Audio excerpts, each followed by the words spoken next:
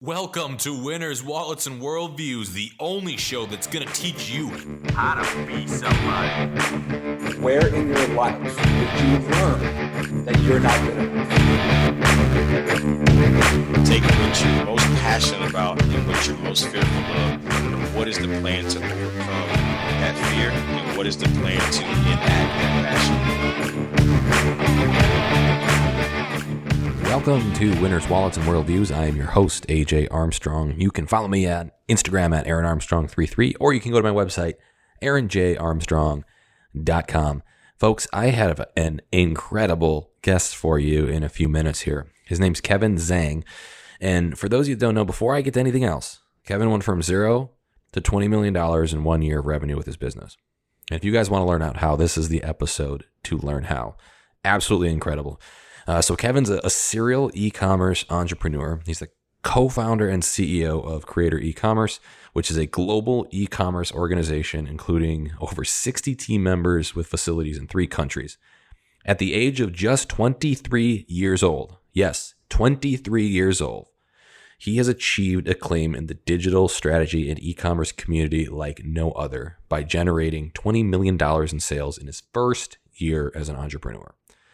And guys, he is currently on track to do at least 9 figures by 2021. He's proclaimed the e-commerce rookie of the year by Affiliate World Market, and he's the youngest member of the Forbes Business Council. Aside from managing his business, he's an active advocate for e-commerce education and has provided mentorship for thousands of students around the world. And he is to empower and inspire future generations of e-commerce entrepreneurs. Ladies and gentlemen, this was an absolute treat. We went pretty long today because we wanted to make sure that you got all of the tactics needed to see exactly how he got to his $20 million in sales. And you'll hear on this episode that there is nothing to hide. This folks, anytime I hear somebody goes from $0 to $20 million in 1 year, you got to ask hard questions. And folks, he's done it. He's answered the hard questions. And not only that, he provided exactly what he did to you guys so you can replicate this. And it really inspired me to look at some of the e-commerce business side as well. So anybody aspiring to be in the e-commerce sector, this is the podcast for you. But if you want just some tips on awesome entrepreneurship, marketing, and branding, this is also a fantastic episode to listen to. So without any further ado, ladies and gentlemen, I bring you Kevin Zhang. Welcome to Winners, Wallets, and Worldviews. My name is AJ Armstrong. You can follow me on Instagram at Aaron Armstrong, AaronJArmstrong.com, or Aaron Armstrong on Instagram. Sorry, folks, I'm out of breath. I was telling Kevin Zhang, our guest here today, telling him we're doing a little bit of a workout today, and I was going for a run, and this quarantine life kind of got me on in quarantine shape, if you will, even though we live above a fitness studio. So if I'm out of breath, that's the reason. But hey, I want to do no shame to our amazing guest we have on the other line here. We got Kevin Zhang, who's an entrepreneur, creative consultant, personal branding expert. He's going to drop some tips and value on our life. Welcome to the show, Kevin. Hey, guys. Great to be here. To all the listeners out there, my name is Kevin. I'm excited to be on the show. And, I thought you were just breathless because you were so excited to talk to me. That's it. That's exactly it. We'll go with that. I start hacking up or anything. It's because it's not COVID-19. It's just my fat butt out of shape. That's really what's going on. Oh, I'm there with you, brother, man. I'm right there with you. I had my personal trainer come for the first time in 2 weeks today. So I'm also back on it. Wonderful. Well, hey, Kevin, thanks for coming on. Just wanted to ask you, a lot of our listeners, they're trying to find themselves a little bit in the world, and they're trying to figure out what that niche is. They're trying to figure out, maybe they have their niche and they're trying to figure out how to get an audience for it. So I guess my question to you is, let's bring me back to your upbringing a little bit. Go through, kind of your childhood growing up, a little bit about yourself, and then what led you into your current business ventures today. Yeah, so my story really starts with my parents and my family. And, I have a very, very kind of interesting, at least I think it's very interesting, kind of upbringing, in that my parents were very poor Chinese immigrants that came to this country in pursuit of the American dream. And if I were to replay my entire, upbringing, my parents' story, it can honestly appear in a Disney movie. That's just how remarkable it is, especially from the perspective of my parents. So my mom, she was one of the few female engineers in China, grew up under kind of pretty intense communism. and came to this country, and her degree just wasn't worth much because it was in the United States. And she actually came here to work 2 full-time jobs as a waitress and also as a just house cleaner. And my Wow. dad, even though he was a PhD in China, came over here and started off as a lab technician, working minimum wage, kind of cleaning lab equipment and just helping out with experiments, despite being very, very educated back where he was. Both my parents came here because of me, honestly. They knew that this is where they wanted to raise their son. They knew that this was the place that was going to give, me the most opportunities. And they just knew, in a place like China, it really matters what your last name is, right? It really matters who your parents are. It really matters the kind of guanxi is what we call it, or relationships that you're kind of born into. And they just always felt like the United States is a clean slate, right? Sure, it's going to be very rough and we have to downgrade our social position in order to be here. But if we raise our kid the right way, he can maybe do something special one day, right? And that was my parents' attitude from a very, very early age. So ever since I was a kid, starting like 4 or 5 years old, I was confronted with very kind of mature topics, right? Like I understood that we were poor. I understood what food stamps were and that the government was helping us survive. I understood that my parents could work super, super hard, longer hours than, I imagine anyone else, because I would see them come home at 7 a.m. in the morning and go back to their next shift at like 9 a.m. And I was like, wow, how could you work so hard and get so little? Like when you're a kid, you don't understand the difference between salary or like the difference between compensation. All you know is like, wow, my parents are good people and they work very, very hard. So why is it that we struggle? Right? That's like a very deep and intense concept for a little kid to start grasping, right? Like, wow, you can work very, very hard and just not get that much, right? Like Right. clearly something going on. I see other parents, they're happy all the time. They have a nice car. My family didn't have one. We were living in a 1-bedroom apartment. Some of my friends are living in massive houses, right? Like what is the reason behind this? So these are the things that I was thinking about ever since a kid. And I always tell people, my parents couldn't give me anything material, but they gave me everything because of just, I saw the American dream kind of happen before my eyes. In 7th grade, something very remarkable happened to my family, which was my dad kind of had this, breakthrough discovery in the lab with a professor that he was working. And then the catalyst that he developed is now being used by BP, the gas company, for the refining process. Really?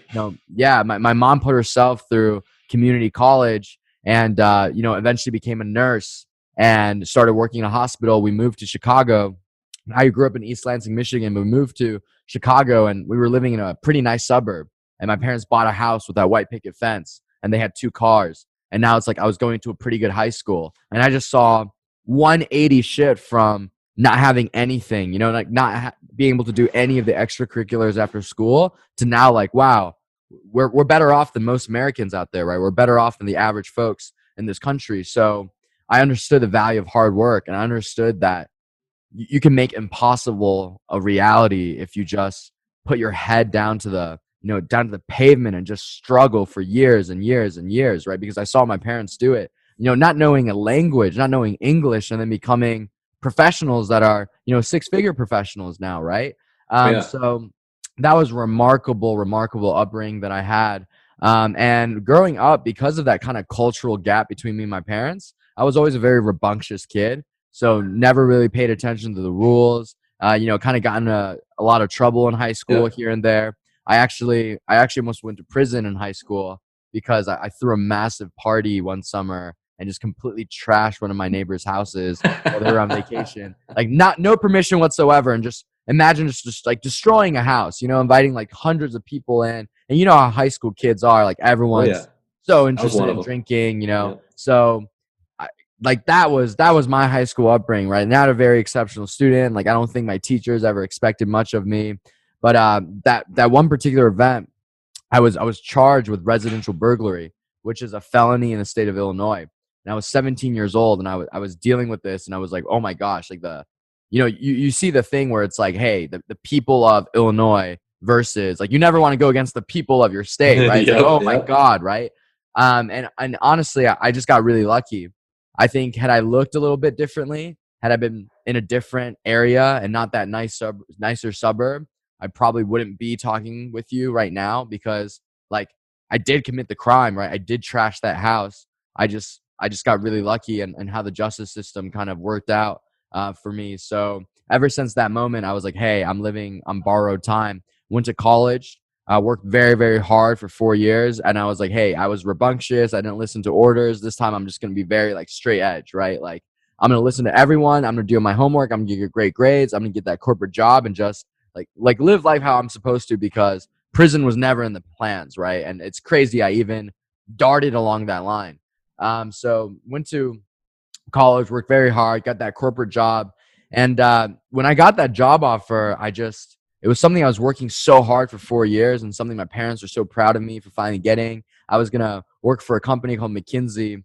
It's, the world's leading management consulting company. I was going to get paid six figures at age 22. Like, it's just a great situation for a Chinese immigrant family, right? It's like, wow, we worked really hard for you to go to college so you could get a job like this. But I just felt empty, man. And, I don't know if you've been in a situation where it's like you think you wanted something for a very long time, and so you're obsessed with getting it, and then you finally get it, and it's like, wow, like, or the chase, right? Yeah, like I thought this was going to give me eternal happiness and fulfillment. And I realized in that moment, that was like the first time in my life I ever asked myself, what is it you really want to do, compared to how much noise do you get in your life and your surroundings, and how much does that trickle down into you kind of tricking yourself into thinking these are your ideas, not someone else's, right? Yep. And I realized that for the first time. So I wasn't excited about my job. I wasn't excited about 60 or 80 hours a week and having no time. I wasn't excited about, being like a small cog in a massive corporate machine. And just like the money for the first, like I realized like, it's like, no matter how much money I was going to make, it wasn't worth it. I was going to sell out my happiness and just like my fulfillment and all my potential to a massive corporate organization. Like it really unsettled me. So my last semester of college, which is kind of your stereotypical semester of partying, low class hours, and it's like your last breath of air before you kind of sell your soul. Most of my friends at that school went on to Wall Street or a big corporation or a big tech company, kind of your Google, Goldman Sachs, McKinsey, like those massive companies. And while everyone else was kind of chilling, I took $3,000 that I had saved from the summer before in a pretty hard summer job. And I was going to save that money to go travel the world before starting work, which is what you're supposed to do after you graduate. And I was like, hey, this is my seed to start something. And I started doing research. And I remember there was a stat that blew my mind, which was that at that point, this is 2018. At that point, I was researching on these opportunities because I didn't care what form of entrepreneurship I was going to do. I just wanted something that was like, it seemed like it's a good space to play in, right? Like I want the market to grow, so then my return on my time is compounded, right? It's kind of like, okay, if you decide to start an energy, like fossil fuel startup, your time, the reward on your time is diminishing because this industry is getting squeezed, right? By regulations and just, it's not the future. Anyone can tell you that. Now, if you play in something very cutting edge, fast forward, you get a massive multiple of kind of your time, right? Like that's kind of like the early 2000s. If you learn how to develop a website or an app, you made a massive fortune. If you see the website Mark Cuban sold to yahoo.com, like broadcast.com, he's one of my big role models. That website is, by today's standards, crap, right? Like you would be blown that website ever sold for $6 billion. It's like you can make a better site on Wix for free, right? So I wanted to play in a space like that could give me like kind of fast, impactful results if I worked hard. And I realized there was the statistic about e-commerce, right? Which was that the percentage of retail that was online in 2018 was only 8%. And that blew my mind because I thought we were living in kind of a 30-70 world, approaching 50-50 world. In reality, it was an 8-92 world, right? Like in 2018, you said? 2018, the percentage was 8%. Blows your mind, right? Yeah. As any consumer, I would think more than that, even. Yeah, way more. I would think more than 50-50, even. Yeah, so I was like, oh my gosh, if the market ever gets to 50-50, whatever I build in 2018, whatever comes of it, it's going to multiply by 6 times, right? Just because the market is definitely going to head to 50-50 one day. Like I saw all the signs, and I saw these massive retail businesses dying. Victoria's Secret was closing down stores. Toys R Us, topple down. You see Macy's. And then at the same time, I was seeing Dollar Shave Club, Allbirds get to $2 billion in 2 years. Kylie Jenner and Kylie Cosmetics, I was like, oh my God, like clearly there's something going on. I want to do e-commerce. Didn't have that much money. I had no idea what I was doing, but I started doing more research and I found out about drop shipping, which is kind of when you take the inventory risk away from e-commerce, right? Like you're basically arbitraging in a way, right? Like there's a supplier and they're the ones sending the product to the customer. You're focused on kind of the marketing element of it and whatever difference between what the supplier charges you and what the customer pays you is your profit. And now you don't have to take on any inventory risk. You can kind of start out with very little capital. So I found out about drop shipping and I was like, okay, this is crazy. I'm going to start doing this. And I remember there was a day I got my first sale. I lost a bunch of money. I lost a bunch of money. But I remember the day I got my first sale. And Shopify, the platform that I use to create websites, I still use, it goes cha-ching every time you get a sale. It's like this beautiful cash register sound, right? And I remember hearing that and it was like, oh my gosh, like the craziest drug I've ever taken, just like injected into my brain, right? Like, holy crap, I just convinced a grown-up like to buy from me and my website looks like crap. And my ads aren't that good. Like I have no idea what I'm doing, but someone out there just like gave me their credit card, right?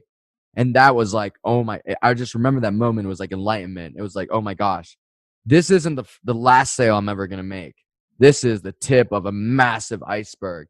And, I decided to give up my corporate job. I graduated college and I was like, I'm going to do this full time. And, from May 2018, when I graduated, to July 2018, I lost around $6,000 just trying to figure it out. So I had $3,000 on credit card debt. I was living in my parents' basement, terrible relationship with my parents at this point, like so much tension. They were so angry. Like, how could you give up that job after we worked so hard to put you through college and now you're living in the basement? Like, this isn't what we wanted, right? It's like they were waiting. If you think about it, my parents were waiting for 18 years in the United States for this moment that Kevin becomes financially respectable and self-sustaining, right? Like that's a crowning achievement for any immigrant family that comes in extreme poverty, right? Like Kevin is making 6 figures at 22. Like he is on track, even if it takes by 40 or 50 to be top 1% of this country, right? Just climb the corporate ladder. Like that was their logic. Like we're so close to what we wanted. So terrible relation with my parents. I started working with my business partner in July 2018, and I was just learning throughout this period, just failing so much. And then I never forget this moment. On August 1st, 2018, we started a men's apparel and accessory dropshipping business. By August 20, 2018, we started generating $20,000 a day in sales. And then the rest has just been history. By August 2019, kind of a year later from that official start date in August 2018, we generated $20 million in sales. We've sold our products to over 300,000 customers around the world. We built a remote team of over 50 employees. We have a full-fledged team on the ground in China that does all our procurement logistics now. We're still growing at a very rapid pace. With coronavirus going on right now, it's, customers are buying online more than ever. We're seeing sales performance just absolutely rocket. And, we talked about that retail number in 2018 was 8%. In 2019, it turned to 17.5%. So more than doubled. And we're experiencing the fruits of this massive market growth. So I've done a lot of talking. Sorry for such a long-winded story, but that's a hell of a story. If you will, could we dig into that a little bit? I mean, to do something like several $1 million in sales, when anybody hears that, it's what are we doing? What are you doing exactly? And what did you find other than riding a bit of a trend? Can we get into some of the tactics without spilling all of your secrets, of course? What were some of the tactics and techniques you used to be able to move that kind of invisible inventory, if you will? And I guess maybe back up one step and explain a little bit more to the drop shipping concept and then your strategy for really being able to ride it. Yeah, 100%. And I'm full transparency. So I'm happy to, share as many of my secrets as you want, because I believe the market is just so big. There's, even if every single one of your listeners started an e-commerce business, I think the market is still massive that I wouldn't even feel them. So basically, this is what the dropshipping business model is. And it's very clever. And this is why If you heard of the company Alibaba, right? AliExpress, it's founded by Jack Ma. He's actually the richest man in Asia. And the reason why this guy got so wealthy is because he solved a massive problem, like most billionaires do, right? And the big problem that he solved was he noticed that all the world's manufacturing for these major brands was taking place in China, right?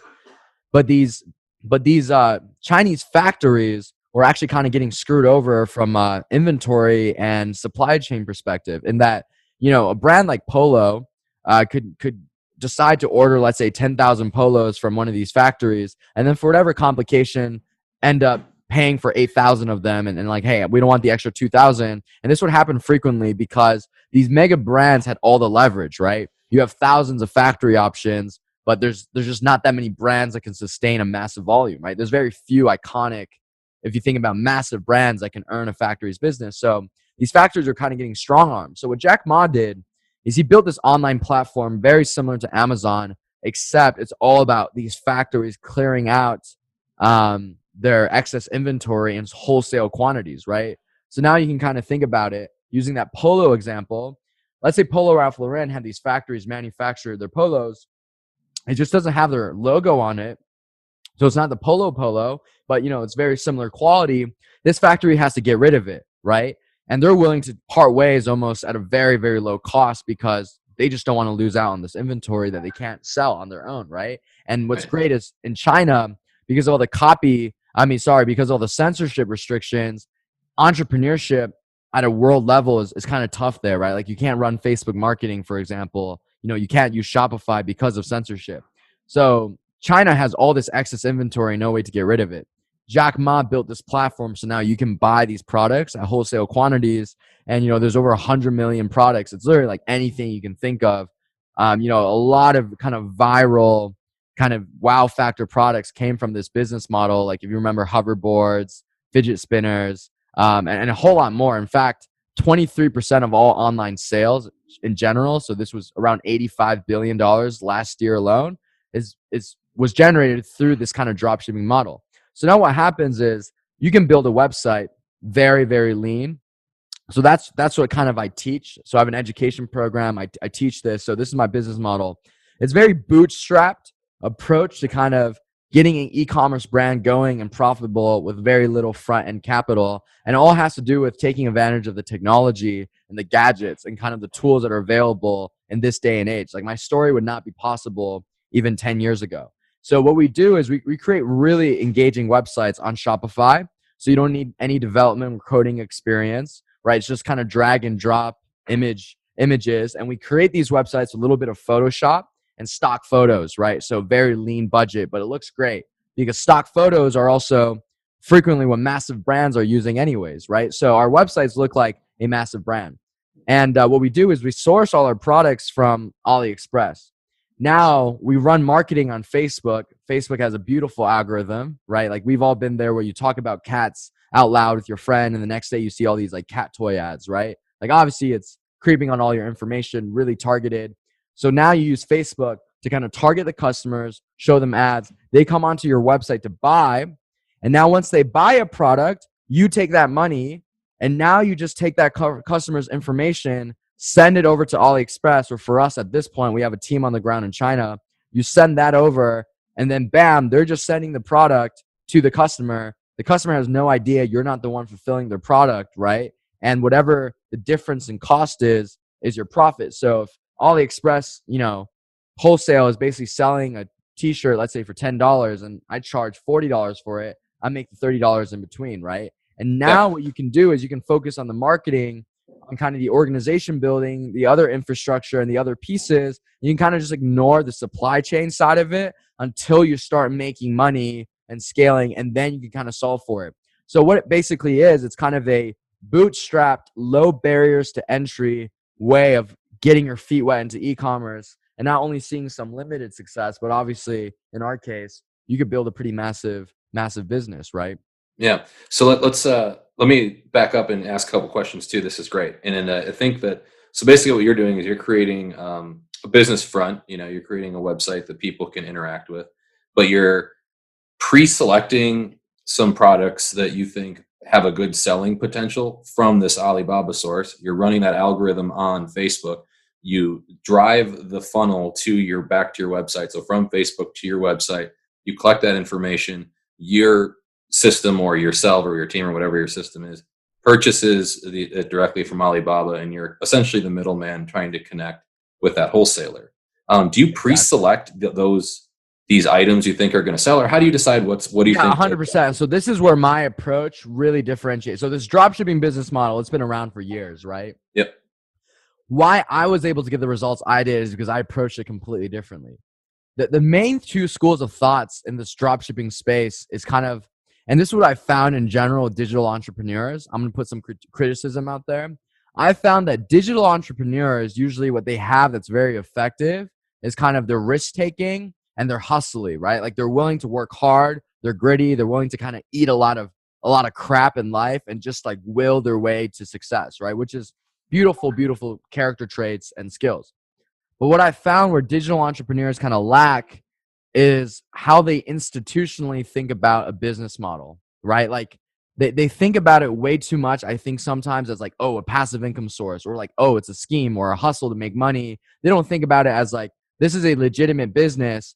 How do I treat it like a legitimate business? You know, that infrastructure kind of structured way of approaching something. I think that's where a lot of digital people lack, that the corporate world is very, very good at. Now, I think what's wrong with the corporate world is usually they're not as risk-taking, they're not as innovative, they're not as bold. So that's where they kind of lack. You know, I'm kind of what I'm describing. So Right. For me, because, you know, I was always a very structured thinker throughout college. Like, you know, I was going to go work a very corporate job. I kind of trained my brain to be very structured and regimented. I came into the e-commerce space and dropshipping, and I was like, oh my God, everyone is doing it completely wrong. People were either making these stores called general stores, where it's basically you put a bunch of random products on it and you just kind of see what kind of products work. And then once something works, you scale it. And then, you know, you're trying to find another viral product, right? Like you're always trying to find these gimmicks, you know, like whether it's a moon lamp or a race car that turns into a boat when it hits water, or a fidget spinner. You know what I'm talking about? Those kind of like gimmicky products. We've seen those ads, right? Like those cool, like, wow factor products. The reality is, kind of things. Yeah, the reality is they're usually very low quality. And also, you know, it's kind of disorganized when you have a bunch of random crap on your website. It's usually low quality products. These people weren't that responsible when they were doing this business model in terms of treating customers right. So this business model kind of has a really bad rep, and it's just very unsustainable. And the other business model that these guys were doing was called a single product store. And you've probably seen these before. It's the same thing as a general store, except it's like one product per site. You brand things all around one product, and then you're still farming out these gimmicky products. What I said when I came into space was, oh my God, these guys are both doing this dropshipping model completely wrong, and it seems like that's what everyone is doing. What I'm going to do is I'm not going to copycat these guys. I'm going to copycat the biggest brands in the world, right? And what are big brands? They're not single product sites. They're not general stores. They're niche stores, right? Like the North Face is not a bunch of random products that don't have anything to do with each other or one product. It's an outerwear niche where you have gloves and snow pants and jackets and parkas and mittens and like hats, right? And Polo Ralph Lauren is a preppy apparel niche, right? Like a Bass Pro Shops is an outdoors adventure hunting niche. So legitimate businesses that customers trust, legitimate e-commerce brands are all niche brands. Everyone in dropshipping is not doing this, so that's what I did. I used stock photos and Photoshop, you know, which combined together, you can make some gorgeous looking creatives and gorgeous looking websites very easily, drag and drop onto Shopify. And I was making these sites that look just, you would go onto a site and you would think it was just like the North Face, right? Obviously it's called something else, but same feel, same vibe. And now because we're using the dropshipping business model, our prices are way lower, right? If you think about massive retailers and the cost structure they have to sustain with rent and employees and just holding inventory, you know, ours are sometimes 2 times, 3 times cheaper. Sure, there's kind of a quality sacrifice as well, but definitely the price is way lower than the quality decrease, right? So now it's kind of like we're competing against these big brands looking like massive brands, but our products are always massively discounted compared to them. And now you can kind of understand my business model. So what I do is I start off with this drop shipping business model, no inventory risk, and we try to prove concept. We're trying to look at the data on Facebook and see like, okay, is this promising? Is this going to work? Once we've proven that concept and we found a right combination of products, web design, advertisements, and also the targeting, the algorithm on Facebook, once we have a winning combination and the store is scaling and we can get these results very fast because it's digital, everything is just very, very fast. Everything on the internet moves fast because of analytics. Now, once a concept has been proven, now we're willing a lot more to invest our money there because it's a guarantee, right? Now you're willing to get things branded, get things higher quality, get packages that are custom, get those custom tags on the products, right? And get faster logistics, like 10 days to the United States, 5 days to Europe, 12 days to Australia. And now overnight, it goes from this Alibaba source dropshipping store to, bam, a legitimate e-commerce brand like anyone else. But now we don't make that massive investment until after we know for sure it's going to work. So what we've done is kind of reverse the entrepreneurship process, where most of the times people are taking inventory first, taking massive risk first, and then seeing if the risk is going to pay off. For us, we flip that funnel or flip that journey where it's now we prove concept first in a very bootstrapped way, and then we take on that risk because it's guaranteed. Like the data's all there. It's guaranteed to be a success, right? So that's basically what we do. And we do it in a very corporate, institutional, structured way where, you know, I have over 60 remote employees at this point, just manning almost every aspect of this organization. It's a fully automated business that I engage 1 or 2 hours on. My focus is on kind of other projects I'm pushing as well. And now this business has become a very lucrative, cash flow positive ATM that's honestly passive because of just how many people we have staffing it. Yeah, that makes total sense. I think that's an awesome strategy. You're essentially testing the waters first before you can figure out what sticks. And then once you figure out something that you think you can stick, you slowly improve your quality over time, and then you improve your brand, then you'll start to hold inventory. I get it. I think that's a solid strategy. What about now? You mentioned the North Face or whatever. Like, when are you deciding what brand you want to, these bigger brands that you want to mimic? Are you just like, I decided I wanted to do outerwear. I decided, how are you deciding which things to pick? And then the follow-up question to that is, what kind of data are you looking at in Facebook, A/B testing, et cetera? But we'll start with like the picking of the brands and how you decide what you want to test out.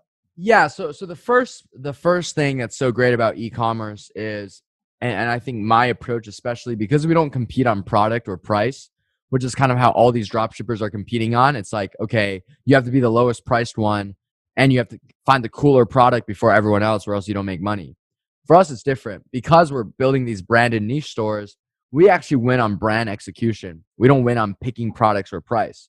So, the niches I picked were just things I was interested in. So we're all over the place. We have men's apparel and accessories. We have some athletic stuff. We have some adventure, kind of outdoorsy products as well. We have home goods. We had a home decor. Like, we're just all over the place, and it's just literally whatever niche that we're interested in. And these are different Shopify profiles for every one of those things. Yes, and now here's where the pivoting happens. Like, we fail all the time, but we don't fail necessarily on the niche level because I don't believe that's possible. Like, I think every single niche can work if you execute it the right way. We pivot a lot of times on branding and kind of the experience. So I'll give you an example. Let's say I want to sell sneakers, right? That's the niche I picked. There's a lot of different ways you can execute selling sneakers from Alibaba. It's the same suite of products, but a lot of different forms of execution. For example, I can make the sneaker store like a Foot Locker vibe, right? Kind of like, okay, it's a lot of different types of sneakers for a lot of different things, and it's kind of a middle market athletic store. That might not work.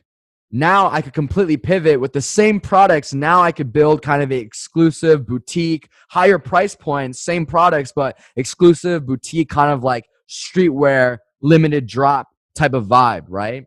And now maybe this works. Maybe that doesn't work as well. And maybe now I pivot again. Now it's kind of the same products again, but now it's massive discounts. It's kind of a massive shoe warehouse. We're going after a lower market that's very heavy discount, heavy sales. And maybe that works. You see how I just described 3 different ways to sell the same type of products, right? Yep. So for us is it takes us some time and iteration to figure out the right pivot to start selling this niche, right? But what's so great about our business model is once we do find that pivot and we do it well, and again, it's bootstrapped, so it doesn't cost that much money, it's very lean, then it's also very hard for competition to saturate us because we're not just selling the product at the price, we're selling an experience, right? Like if someone else were to make a general store and happen to have my products on there, or someone else to make a single product store and happen to have the jacket we're selling really well on there, no one's going to buy it from them compared to us because on our site, you don't think it's drop shipping. It feels and it is a legitimate brand, right? And there's a unique marketing pivot to it that affects all the creatives, affects all the advertisements. And you built trust with them too. Affects the sales strategy. Yeah. So I'll give you an example is, we own a business that's very big in kind of the hunting and tactical world, right? Like our target demographic is a very Southern man that probably likes Trump, that likes to shoot guns and loves pickup trucks like that. That we know that's our target profile of a person. What we are able to do with Facebook's algorithm is find almost infinite number of those types of people in the United States, and not only United States, use their information and their data, and now find that same type of person in Australia, in the United Kingdom, in Russia, because that type of rugged, arms-loving, conservative, more traditional person that loves tactical stuff exists in every single country around the world. And for the first time, because of technology, because Facebook is so pervasive and analyzing data and taking people's data and using that for advertising, we can actually reach every single one of these people. And now, how are we ever going to lose to a business that's like kind of your traditional retailer that has a massive cost structure and is still spending money on commercials and billboards that are very untargeted? We won't, right? And I think that's a big reason why you're seeing these retail businesses just die. Obviously, they're getting disrupted by major e-commerce brands, but also guys like me, $20 million in sales in a year is actually pretty small compared to the overall market. But there's a lot of versions of me that are kind of just like nibbling at these big retailers and stealing their business every single day. Wow. Yeah, that's really something. Is there a trick to looking at the Facebook algorithms and looking and creating a Facebook ad? And what's your at least high level process for when you get to that point, when you're ready you got your target market and you're ready to figure out where they are? This is what I loved about Facebook ad strategy. What I love about e-commerce is no one knows what they're doing because it started in 2010.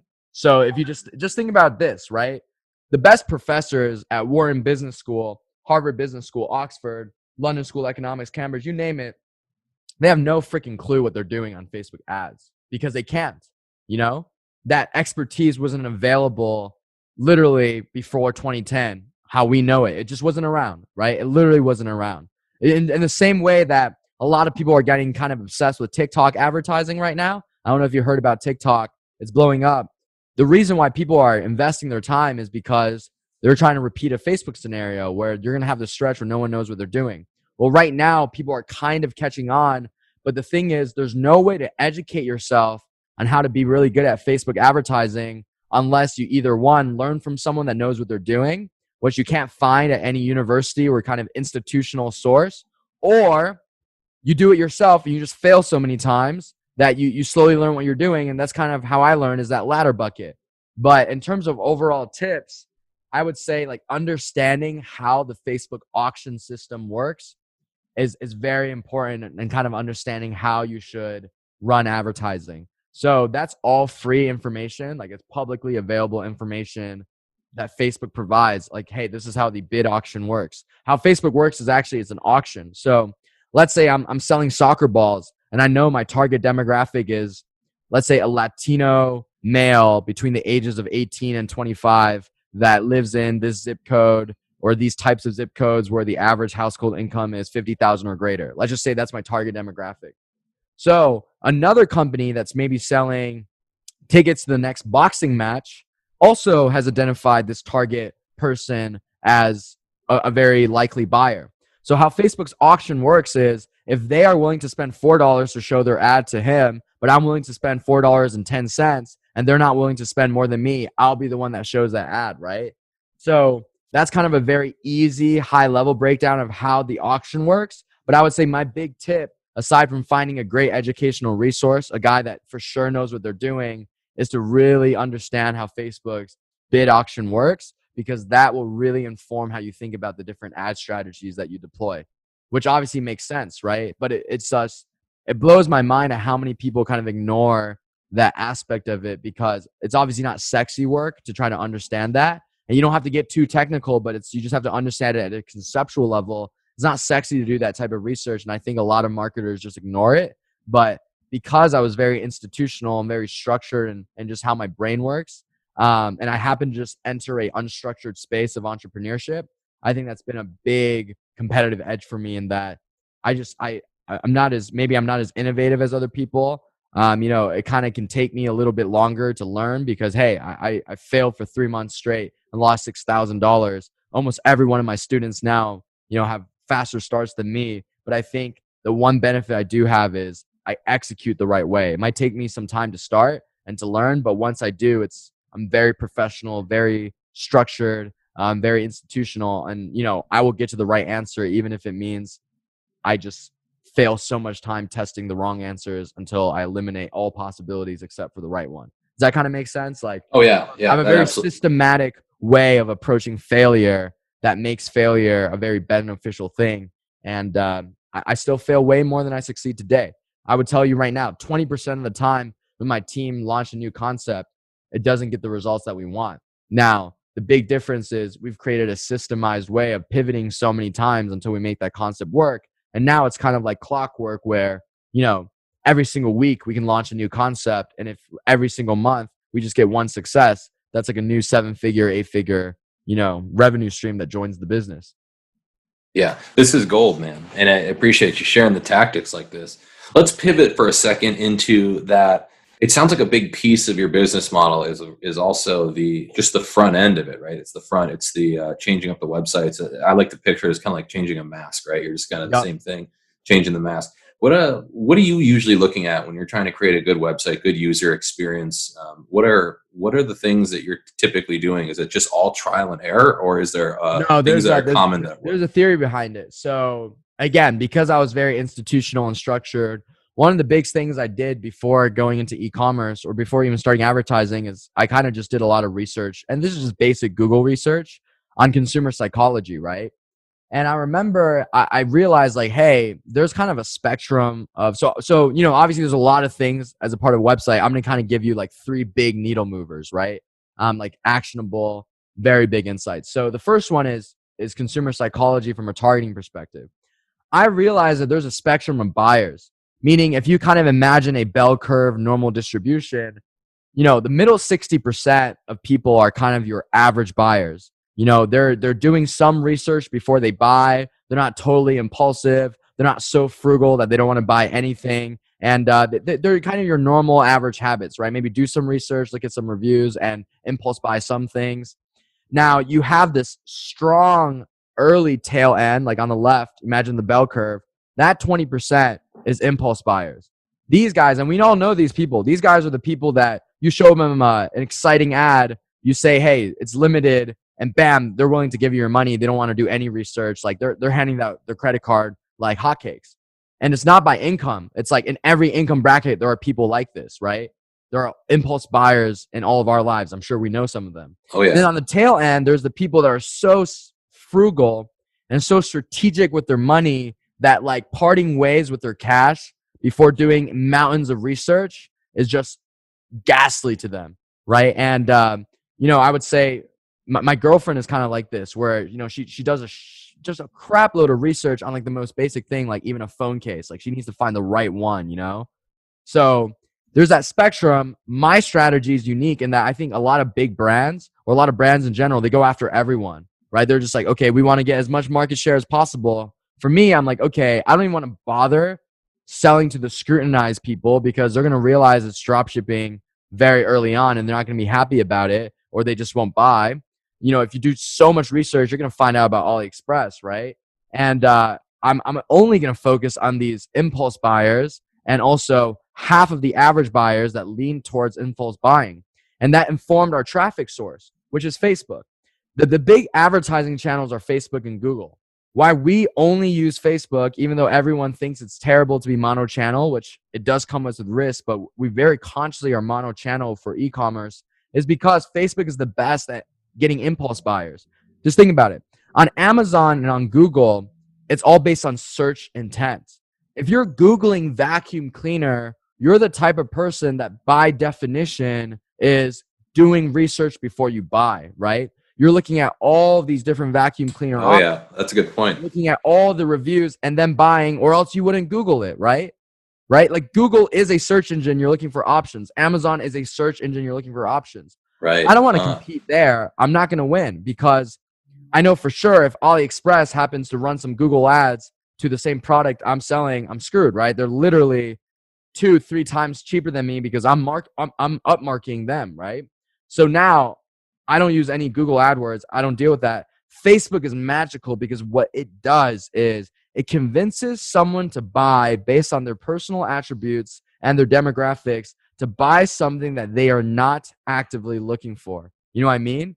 Yeah. Facebook is the type of platform that's like, oh, you like, you love Barack Obama and you love LGBT causes. Well, actually, here's a organic, earth-friendly tea blend, right? You didn't look for it. This person didn't even think about tea that day. Like they didn't even want tea, but it's like, whoa, that's the type of tea I want to buy. Hey, I want to drink some tea next time, Like that's how Facebook works. So that's number one is we go after impulse buyers. So we're running a lot of discounts, a lot of kind of retargeting. We're very, very aggressive in kind of our email back end of the sales and the offers we run, upselling, cross-selling. Like we're very, very big on that impulse buying culture, and we try to cater to those people because they're the best customer. And I would rather compete at a very high level for the 20% of the market that's the most buy happy than try to compete with everyone else just to get everyone. Does that make sense? Oh, yeah. That makes That's number one. Yeah. And number two, that's very very important to a website. So number one is that uniform sales strategy and making sure it's purposeful and based on consumer psychology. Number two about a website is it has to look professional and it has to look legitimate. And the biggest indicators of this is you look at the biggest brands in your niche. So, hey, if I'm building an outerwear site, I'm looking at the North Face, I'm looking at Canada Goose, I'm looking at Fat Goose, all these big brands. And I'm like, okay, this is how their websites look. I can honestly do the same thing and I don't have to spend any money on photographers because literally what people don't realize is stock photos are professional, gorgeous pictures that just didn't get bought, right? So like if a photographer does a massive photo shoot for the North Face, and let's say he takes 2,000 photos and the North Face ends up buying 500 of them, the photographer isn't just going to delete the other 1,500. He's going to pick the 1,500 photos that kind of like hide the logo, hide the tags, hide the product, and just put it on a stock photo site. And now I can buy them. And with a little bit of Photoshop, my website looks gorgeous and looks professional, and no one can tell like this is made by some 23-year-old with notes. Like this is made by some like house, right? No one can tell because you're using the same tools as any professional advertising agency, which is Photoshop and really gorgeous photos, right? Now, are you putting these photos and videos on your actual landing page, or is this part of the design of the Facebook This is all ad? part of the landing page. Okay. Like, this is website. And then so that big one. Second thing, big tip is, hey, you don't have to get expensive. More expensive doesn't mean it's better. There's very bootstrap, scrappy ways of using stock photos and Photoshop to make something that looks gorgeous, right? So that's pillar number two. I would say pillar number three, it has to do with testing. How e-commerce works is it's all data driven. What I love about e-commerce is the answers to my wildest questions, like how do we increase sales? How do we increase profit? Why aren't we doing as well as we can today? Or why are we doing very well? The answer to all my questions is always in the data, no matter what. There's no hidden factors, right? It's always in the data. Whether it's your click-through rate, which is the percentage of people that click onto your website, which indicates, hey, my ads are doing bad, right? Like it's my ads are the problem. Or your conversion rate, where it's the percentage of people that arrive upon your website and end up buying. You can track every aspect of it, from like how many people land on my page and actually look at products. How many people that look at products actually add to cart? How many people that add to cart actually convert purchase, right? Like all this stuff is trackable. So I would say number three, it just has to do with testing different variations of your website, testing different sales messages. Are you going to do a bundle? Are you going to do a discount code? Are you going to do a flat sale, just like a percentage off?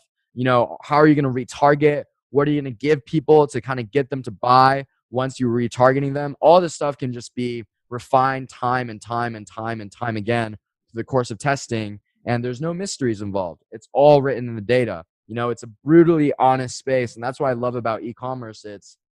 I think it's perfect competition. Everyone has access to the same products all on AliExpress, right? Everyone has access to the same sales platform and website builder, which is Shopify, and the same themes in there. Everyone has access to the same channel for advertising, which is Facebook. Everyone has access to the same creative tools, which is Photoshop and stock photos. The only difference between me and someone that didn't make it work, or when I was broke and I was trying to figure this out, I knew this in the bottom of my heart. The only difference between me, who's broke right now, and someone else that already made it work is just that they were harder working than me, they were more proactive than me, or they received better education than me, right? And that's what I love about this space is there's no there's no mystery factor. There's no luck. If you have the right educational resource, the rest is all in your hands because all the variables are right there. There's no hidden variables, right? And that's the type of business I always wanted to be in, a business where I will get what I deserve because of how hard and purposeful I work and my team works, right? And we got rewarded for that in year one. I think the space was kind of very unprofessional. You got a lot of people using these scammy kind of baity tactics to sell low quality products to customers. And we came in, we took the same business model and just, I think, executed it in a lot better way. Yeah, and I couldn't agree more. And I think you found a really cool spot where you could come, at least you come across professionally, you deliver. I'm sure your products are within the quality that you're trying to expect. And you found a spot there where you can target these people that have a purchasing behavior that seems to be relatively impulsive. And I think that's really interesting.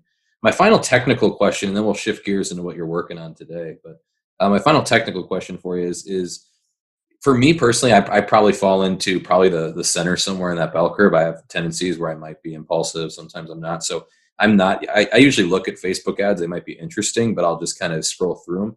What is other than testing, or is it just testing to get people to actually click on the ad, to get people to stop for 3 seconds and take a look? Or is there another system or some kind of institutional strategy you also have with that? Yeah. So, I mean, the most important thing of any advertisement is the creative, right? That's the image or the video. That's kind of the base of the ad, like the 80% of it, right? Like 80% of the real estate. I think how you have to think about media creation and advertising is it's a war of real estate for people's attention, right? Right. Like if you imagine, it's kind of like you're a real estate agent and you have this row of houses, right? And all these houses are pretty gorgeous and people definitely worked hard to build them. Some of these houses are yours. Some of these houses are other real estate agents. You're kind of you want to make sure that you are pimping your house up in order to get them to at least stop to look at it, right? So it's the same thing on Facebook, where the average person, this is the statistic right now, the average person sees 10,000 digital advertisements in a given day. Wow. Right? Wow. So if you think about it, you're competing against a lot of real estate. So I would say the most important thing is that creative, and something that we call it, which is what you described, is called stop scroll effect, right? And what can you do to kind of do a stop scroll effect? And that has to do with kind of just taking a look at the type of creatives that your competitors and your niche is running, which is super easy to do because Facebook has its free tool called Facebook Ad Library. And you can actually see every single ad that any single brand or business or personality is running. Like you can go see how Kim Kardashian is running ads right now. And it's all transparent public information, right? What was that called again? Facebook Ad Library. Just Google it. It's part of the transparency. Remember when Facebook had a massive scandal? Yep. For basically manipulating elections, which is, by the way, I'm not here to talk about politics or ethics, but great freaking news for any e-commerce entrepreneur, right? Oh my God, my advertising platform can rig democracies. That's kind of messed up, but clearly it's going to be great for selling these online products, Right. I have no excuse now. Yeah, right. So then it's you can look at Facebook Ad Library. They had to make it public so you can see whoever is running ads and what they're running. And now you can just kind of take a look at the ads that are in your niche, in your category, and be like, okay, kind of put myself in the customer's shoes. imagining if someone's interested in, let's just say, gun holsters, they're seeing all these big brands running these types of ads on gun holsters. What can we do? And it's not expensive. It doesn't take that much money because we're using stock photos and stock videos most of the time. But what can we do to kind of stop scroll at a better effect than they do? And I'll be honest with you, a lot of big brands are so obsessed with high production. I think they actually lose the I guess like that they lose the game when it comes to actually like capturing attention. You know what I mean? Like they're so ivory tower with their massive budgets that I think some of the creatives they make are actually just like, they're just expensive, you know? Like I think I've made that mistake. Yeah. like anyone can see the ad and be like, okay, you spent a lot of money on it, but that doesn't really mean much, right? So what we do is we get clever. So I'll give you an example. We have a business that sells basically like leather goods, right? And it's a business we've been working on for a very long time, improving the feedback over time. But one of our best creatives for this business was when the game Red Dead Redemption came out, right? Like I don't know if you're familiar with that game. Oh yeah, the cowboy game. So, yeah, it came out. We created an ad based on stock photos, right, of this like old cowboy, and we just made the cartoony kind of like Red Dead Redemption graphic font feel. We still did it legally. Like we did some research on how different does it have to be, but still kind of allude to it, kind of like a parody situation, right? And that ad absolutely crushed it, like absolutely crushed it. And you know, we're not the biggest player in this leather space, but it's clearly because we hit that trend, right? So another one of our ads in this leather space, and this is kind of where it gets funny. We had these leather jackets that we put above like a field of cows, right? And it's very funny because we're very transparent on our website that you know, some of our jackets are artificial leather, right? So it's vegan leather jackets. It's not even like made from cows. But we did this creative where there was these jackets above a field of cows, and it just crushed it. We got so much hate from like very left-leaning liberal people that obviously love the environment, and then also, but our target demographic, which was kind of more Southern conservative person or a very adventurous person that's kind of like, you know, the I don't give a fuck attitude. And, you know, sorry for my language, by the way. No, you're good. And our banners, our whole website is themed like this. It's very like masculine and kind of very just, it's kind of very inappropriate in a way, in a masculine kind of like your racist grandfather. There's no racism on it, but you know what I'm talking about, right? Like it's like you're targeting that demographic. Right, we're targeting that demographic. This ad crushed it. Like people loved it, even though the jackets weren't even made from leather, and like we're very transparent about that, right? Another example, we did a poll where it was like, okay, who wore? It's for another e-commerce site that we have. We had an apparel item, a jacket, and we were like, okay, who wore it better? And we found basically presidents that were wearing a similar type of jacket, like that, you know, like POTUS jacket that's like Velcro, or nylon. We had an Obama versus Trump poll of like who wore the jacket better. That poll in itself, and this wasn't even an ad, we just posted it within our page, which has a lot of followers because of all the traffic we run. That poll itself generated so many sales. It's insanity, you know? So I think it's a lot of brands miss the dot when it comes to creatives because they're only thinking about production. Like, hey, if we hire the best models and the best photographer and the best videographer and we hire the best storyboarder, what you are going to get is your classic TV commercial, which does work, which is why TV commercials run, but they're seeing thousands of equally high production ads that from massive brands. But for us, it gets a little funny, right? It's a little memey. It's a little creative. It looks kind of like, in a way, less professional, but very slightly less professional in a kind of whimsical, very resonating with our niche way, you know? And I think that's what really gives us an edge. So for our tactical brand, we use a lot of images of like army soldiers, a lot of images of kind of like, you know, G.I. Joe type of people or special agents, you know, like spies. And it's like, yeah, that's a very interesting way of selling these tactical products when every other tactical brand out there is just running your classic like unboxing demo video where you're just showing the gadget off. You know what I mean? But they've seen thousands of those already, right? Ours are so different, even if it's lower budget, that it actually kind of hits home harder. Yeah, there's something about ads when you're waiting for something to happen that seems like those are the ones that pull me in, or like you're saying, there's some kind of creative thing that's like, this is interesting. And And I think you make a really good point too, just in the breadth of everything we've talked about today around, you're not afraid to really, really carve out that niche with people, with the person that you're targeting with your product. Exactly. And it's like you throw these words around. It's like, yeah, it's like this, super left-leaning liberal versus some super conservative Christian Southern Baptist. It's like, it's okay to paint those pictures, because I think it gives you like when you described all those different demographics that you've used in the different strategies, I knew exactly who you were talking about, right?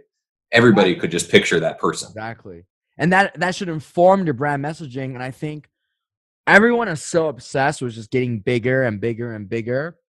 But you have to be conscious that there's also an advantage to being very niche, right? And we realize in this business, and we have multiple types of e-commerce brands. I'm only talking about this core business. This is the $20 million in first year.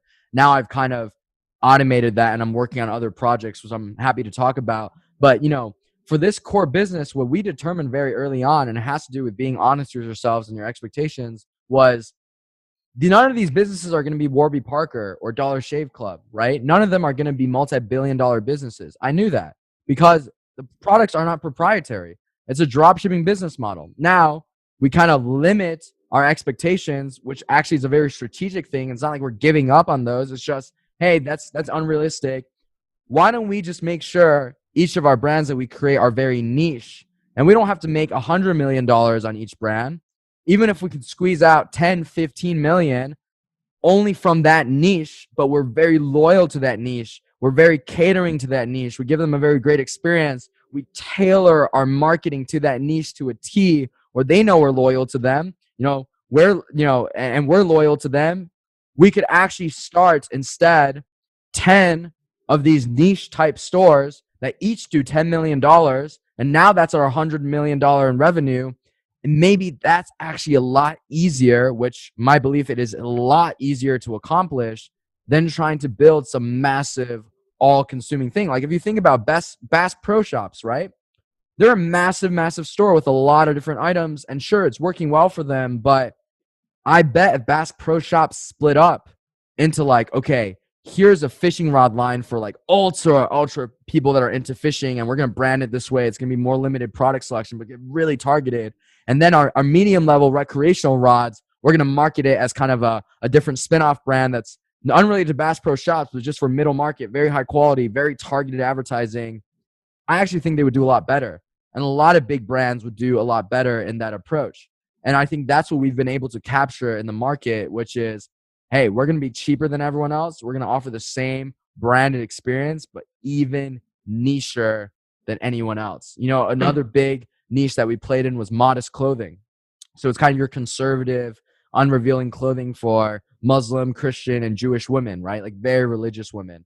And that's not a massive, massive market, right? Like one of our biggest competitors was like Nike and Adidas, because they released kind of modest clothing as well. But how are they going to get as niche and tailored to our brand messaging as we do?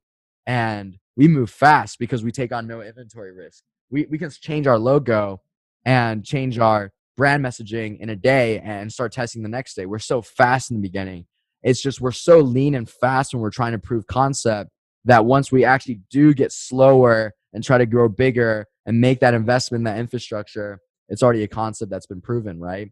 And it's like, that's the type of bets I want to make, the 100% bets.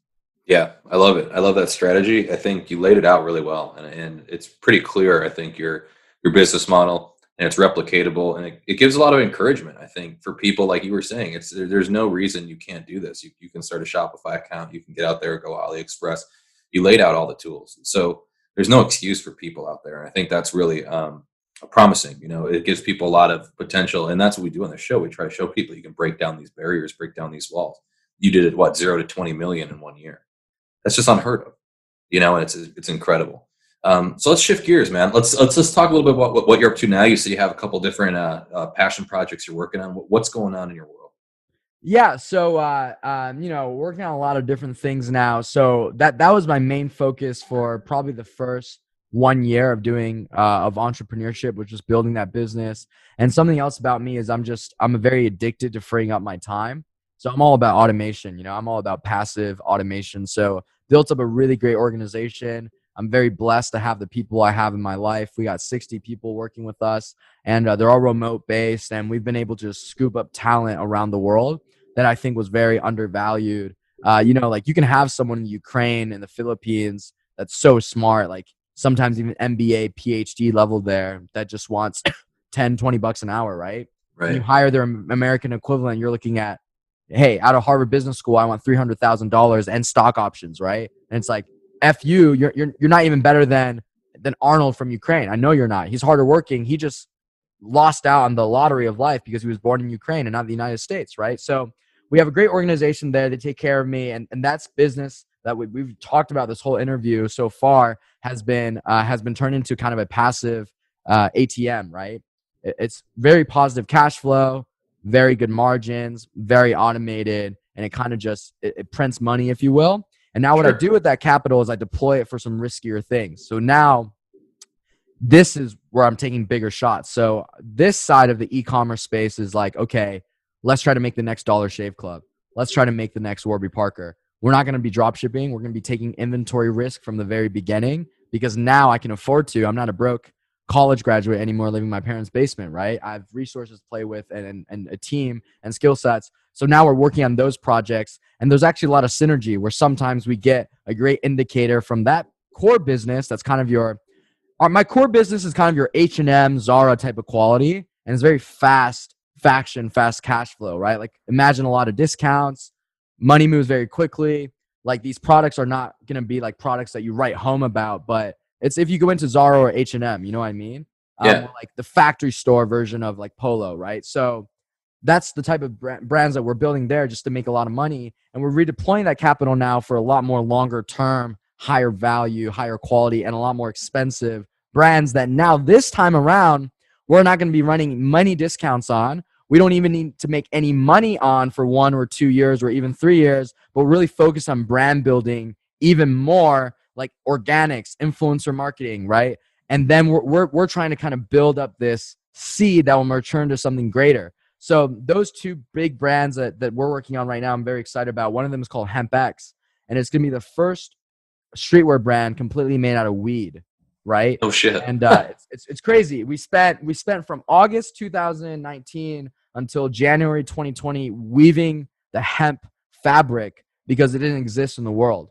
Like comfortable and durable and truly hemp.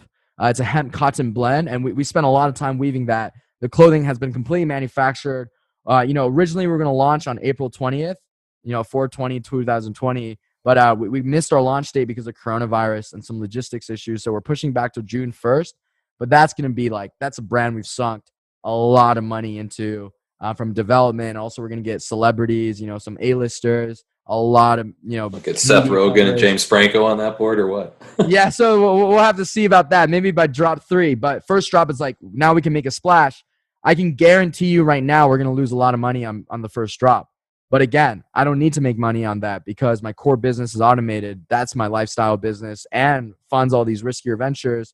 This thing is something we can lose money on for 3 years. But if it becomes the next Supreme or Off-White or major streetwear brand, that's where we make our money is in the exit, right? So that's one big brand. And another one's called Arrowhead Tactical. And I think a lot of your audience would like this one. Basically, we challenged ourselves to take the versatility and functionality of tactical clothing and do it in a sexy way, kind of Adidas, Nike jogger.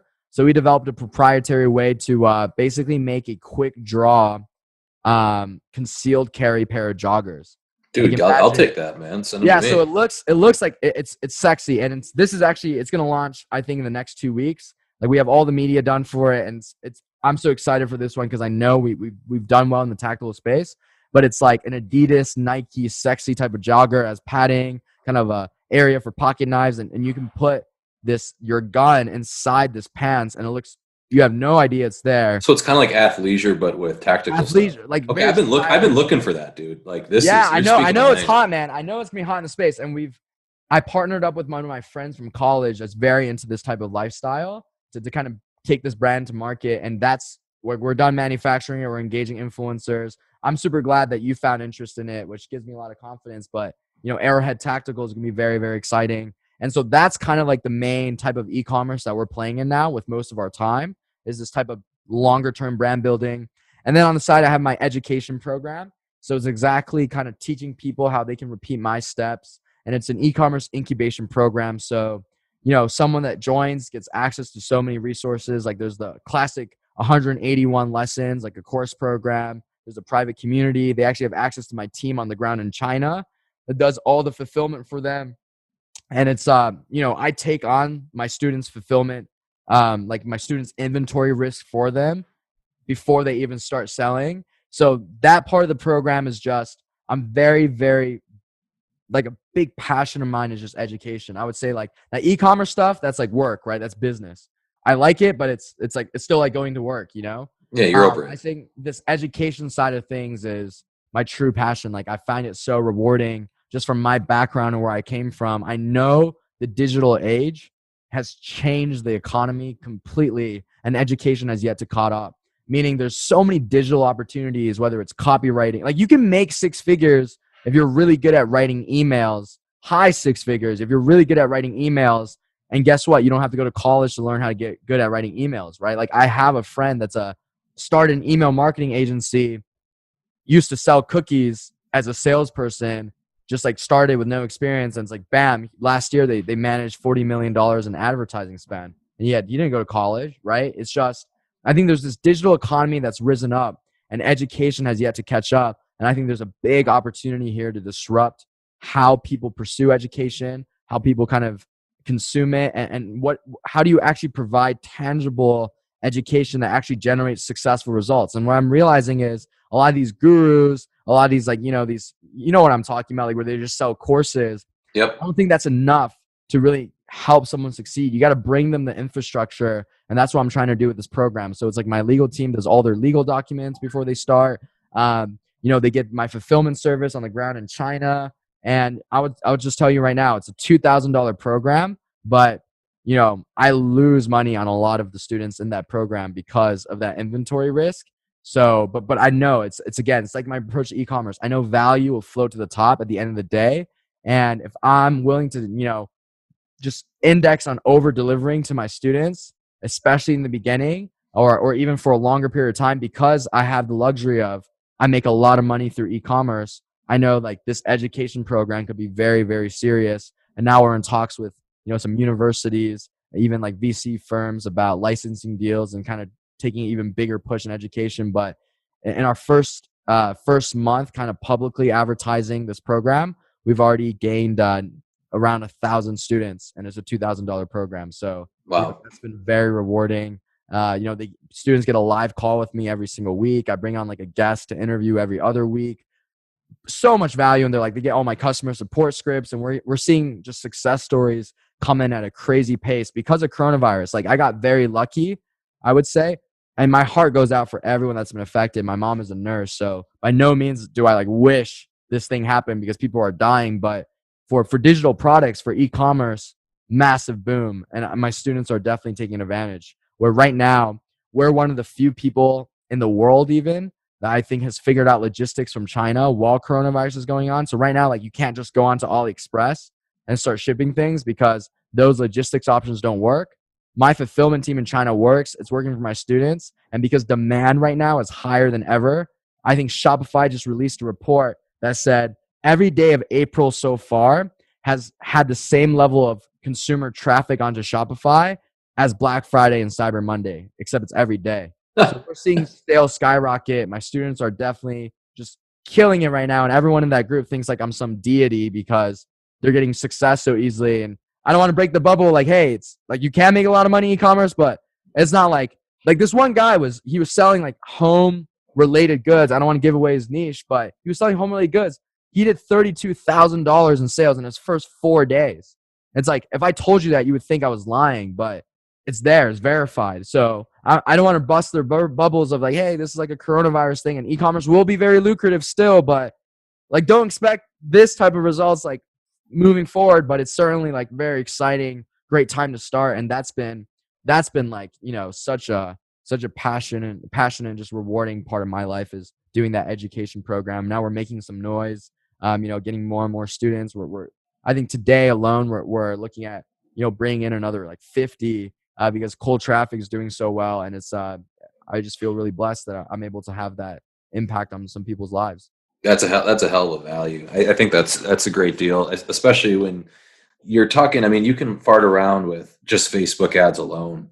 You can drop a couple grand and not really know what you're doing, and just to have. And by the time you get all these subscriptions to different websites and mess around and try this yourself, it just getting a coach, getting in a course like that, $2,000 is nothing when you really think about the amount of trial and error and the learning curve that's going to help you on that. So I think it's a serious value, especially getting partnered up with someone like you who knows what they're doing. Definitely something serious to consider for sure. The other thing I wanted to mention was your two niches. I just think is interesting. The hemp made material, the weed material, or whatever you want to call it.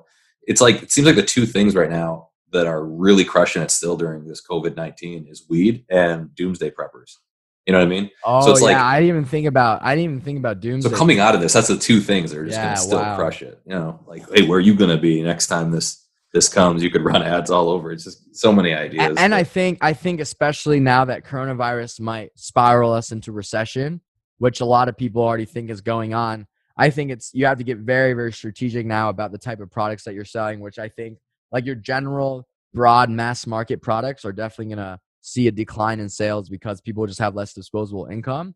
But if you play in kind of the passion niches, like streetwear is a passion niche, right? Like Gucci and Louis Vuitton and, Off-White and Supreme, they're not going to sell any less clothing because of recession, because their demographic is already addicted to them. You know what I mean? It's like, you don't buy a Supreme hoodie for $2,000 because you need a hoodie. You know what I mean? It's like, it's a recession proof. I think these passion niches are a lot more resilient to outside variables. In the same way, I think like these tactical joggers, regardless of how the economy is doing, because that fan base of tactical goods is just such an avid, passionate fan base, I think it's kind of like really resilient. So that was also in the decision making of what we want to do. And also it's just, me and my business partner, we're very passionate about streetwear. We just really like that type of, joggers type of look. And it's very, we live in Los Angeles right now. So it's very Los Angeles. And it's just what's most important outside the business metrics. We have a hell of a time working on it. I always say, like, regardless of what's going on, if you do something that you love and you also get to do it with someone that you love, which is my case, I'm so blessed to have such a great business partner that it's, whatever happens with those two ideas, whatever happens with any of our ideas, it's going to be a hell of a ride. Oh, absolutely. So let's give me some links. Where can we sign up for your course? Yeah. So, I do a live training at 6 p.m. every single day. And I talk about my mentorship program at the end of the training, but it's 90 minutes of free, like very, very awesome, just value about who I am, about my approach to entrepreneurship, and also about a deep dive in my business model to e-commerce. That's going to be at kevinzhang.com/learn, kevinzhang.com/learn. So we'll have that in the show notes. Yeah, that's the only way I want people to even buy the program, because I'm just one of those guys, like, I could care less about how many students join. I care more about the people that are in it, really want to be in it, because $2,000 isn't cheap. If you're someone that is just like trying to get rich quick, like, don't buy this program, Like, that's not the type of demographic I want to cater to. So right. I want them to go through that live training before buying, and I'll see you guys there if you attend. And another way to connect with me is just my Instagram. It's at Kevin Zhang Official. So at Kevin ZHANG Official. And I respond to all my DMs. It might take me a few days to get to them, but I like making those connections with people, and I love listening to stories. Yeah, I love it, man. When is your tactical gear coming out so I can make sure I get on the freaking list? Yeah, so it's actually coming out in 5 days. I got my business partner next to me. He just told me it's coming out in 5 days. So I'll email you that website. It's called Arrowhead Tactical. And hey, if your listeners are into this, you mentioned you had some ex-military guests as well. I think it's a gorgeous, gorgeous product. Work very hard on it, and I would love for your audience to engage with it as well. And definitely, honestly, I'll send you a free pair just for having me on. Oh man, hell yeah! Hey, well, Kevin, thanks so much for coming on. Is there any parting words you want to give our audience for any entrepreneurs that are out there starting out? Advice you'd give yourself a while ago Yeah, Any so parting words? I'll give some last parting words, and they might be a little harsh, but I'm a very intense person. I always keep it real. Let's hear it. This excuse I always hear from people about why they didn't learn a skill, why they didn't get a better, improve their relationships with people, why didn't they accomplish a goal, why didn't they get healthier? Maybe it's like a weight they want to hit. The most common excuse is always time, right? It's time. Like, I'm so busy. I have all these other things to worry about. Life is moving fast. I don't have the time to do that. Well, if you're sitting at home because of coronavirus and you still don't come out of this social distancing, this quarantine where it's kind of like the rest of the world has been forced to hit pause for a little bit, which if you're a proactive person is the best news in the world, because if you're proactive, you always feel like everyone else is moving faster than you, even if you are actually doing really well, right? Like if you're a hungry person, that's how I feel every day. I'm like, oh my gosh, the day is slipping by. I gotta put more work in. So if out of this coronavirus, the social distancing, you still don't learn that skill, you still don't accomplish that goal, you still don't start that business, you still don't improve that relationship, you still don't improve your health, time was never the reason why. That was never the excuse. The reason why was because of your own work ethic and your own attitude, and also just your own value and perception of yourself. And I think that's something that a lot of folks will have to come to terms with and look themselves in the mirror and kind of confront, because it's simply the truth. Wow. Incredible. Well, Kevin, hey man, thank you so much for coming on the show. The links to everything, guys, will be in the show notes. Once again, this is Winners, Wallets, and Worldviews. You can go to aaronjarmstrong.com/podcast if you want to listen to this episode. We'll also have Kevin's write-up and Kevin's bio on the site. And you can follow me at Aaron Armstrong 33 on Instagram. Thank you so much, everybody. Be somebody.